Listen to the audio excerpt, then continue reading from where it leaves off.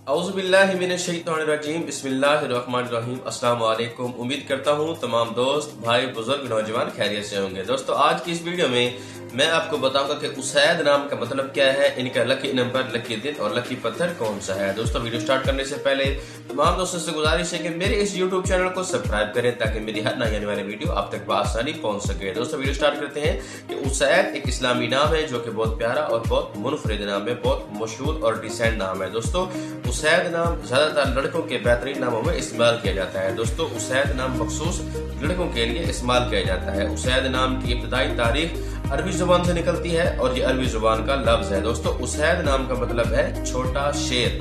Usaid नाम का मतलब है छोटा शेर। दोस्तों अगर लकी नंबर के हवाले से बात की जाए तो उसैद नामी अफराद के लिए लकी नंबर 9 माना जाता है।